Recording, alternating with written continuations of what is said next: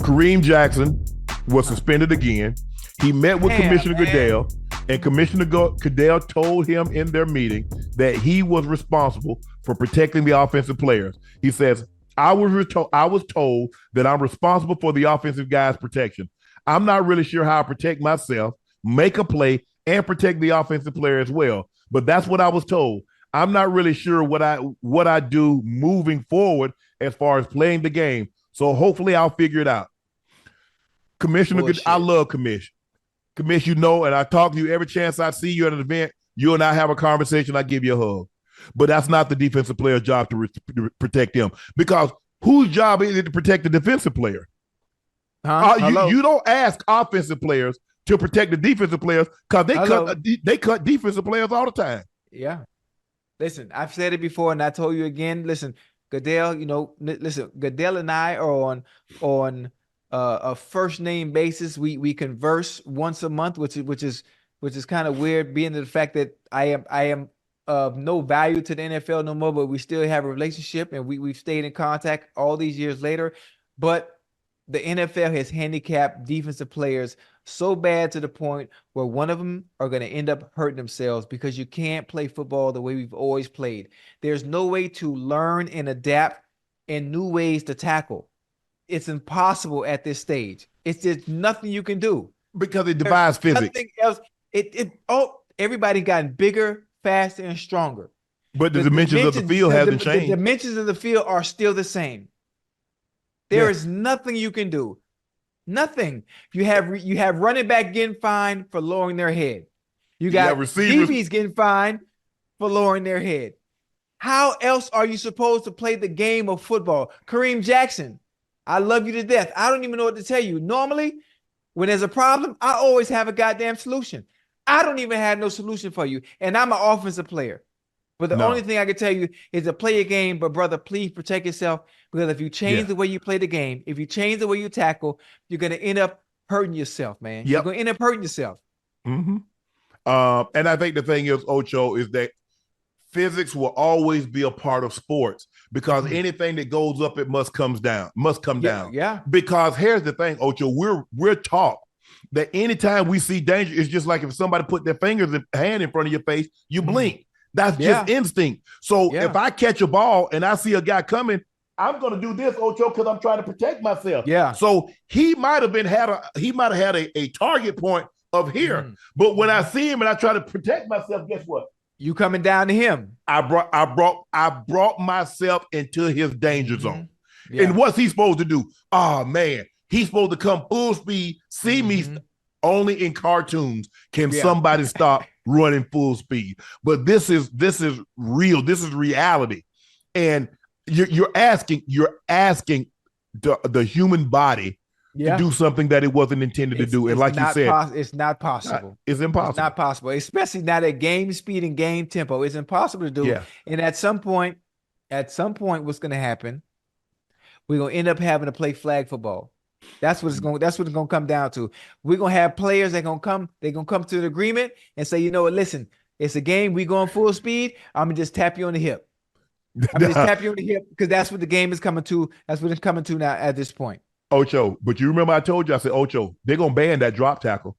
They're going to ban that drop tackle. Oh, the pull down? When you drop your weight down. I said, Ocho, I told you, I said, Ocho, they're going to get that up out of there. Because too many guys are getting hurt, because they could say, well, because see, here's the thing, Ocho. If it was like a situation where guys are like turf and grass, but we've seen guys tear their ACLs on grass. We've seen them tear their ACL on turf. We've seen them tear Achilles and things of that nature. But that one thing for certain, nothing causes more injuries on a tackle than that drop tackle. Yeah.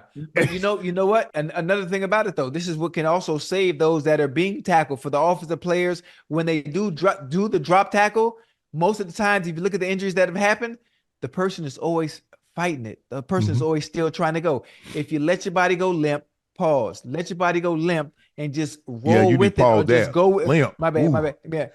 I mean, they might have some one of those tablets in the system that you used to take. So it ain't gonna be able to go limp. I said pause now. I said pause. But you can't shut it down just like that, Ocho. Yeah, my bad. But I was really good at it. When I felt contact and it was going against the way I was going, I just went with it.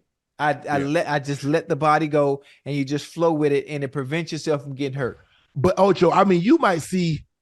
I think like when I got into the league and for like 7, 8, 9, 10 years, I might see somebody get tackled like that once every 7, 8 games. Now you might see that tackle 2, 3, 4 times a game. Times in a game, yeah.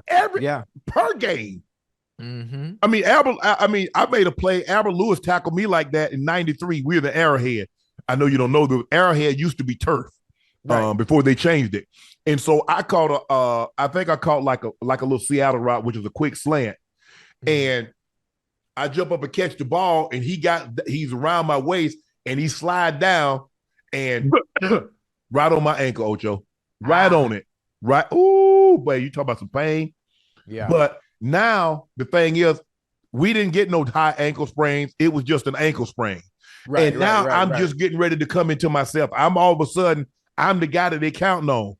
Ocho, I ain't practiced. I just shot the ankle up every week. Shot it up. Yeah. I had shot it up so much that I couldn't tape, because I used to tape to my skin, and I made the mistake of taping to my skin.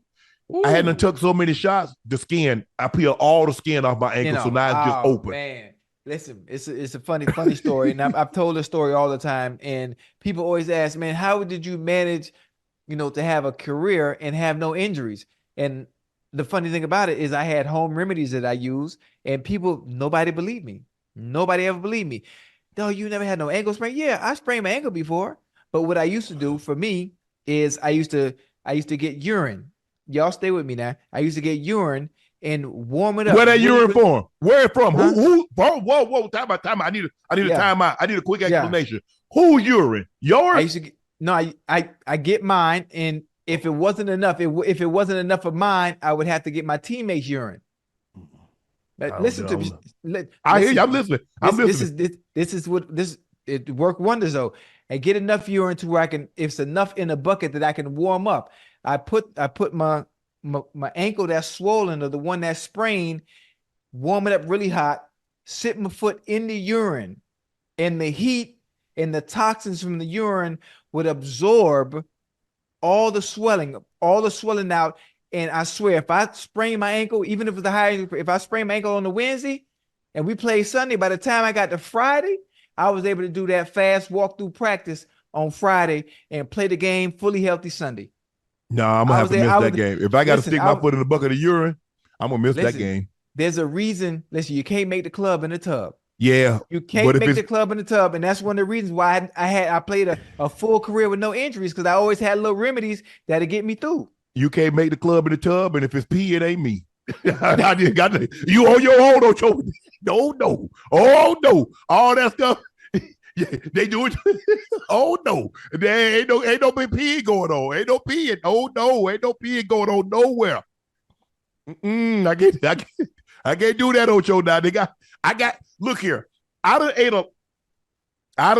had, some. We got that, the squirrel. Hey, what you say? If it's pee is what? If it's pee, it ain't me. I gotta let you have that one, Ocho. You gonna keep that remedy. Oh, you shouldn't even told nobody that. Now, I've done the red clay, I've done the DMSO, I've done a lot of hometown remedies. Boy, that DMSO will have your mouth smelling like goddamn shit. I don't play with that DMSO, boy. Oh no. I bet you don't know how much DMSO I've used. I had an old teammate named Jumpy Gathers. I don't know if you probably know Jumpy, but Jumpy, man, I don't know what this joker sprained his ankle, and that joker ankle about the size of a grapefruit. He had this stuff in a bottle. He say he got it from home because he gullah. I'm talking about he geechee. I'm talking about geechee. I'm talking about like he probably only like 1-2 generations that got off the boat in Charleston. Yeah, he that kind of geechee. He that kind of gullah. Right. But Ocho, me and Burns, we watch him. He rubbed his stuff on his ankle and then turn it up and drink it. Boy, what he had in there? I don't know what it was, but he was able to play on Sunday. Now, I know I'm country. I'm corn cob in an outhouse country. Right. But he way more country than me. Yeah. Yeah. He more country than you. Yes. And that's saying something. Shit. Yeah, man. Jumpy, man. But he was, But hey, that's man, he was a crazy. great dude. I love playing with Jumpy.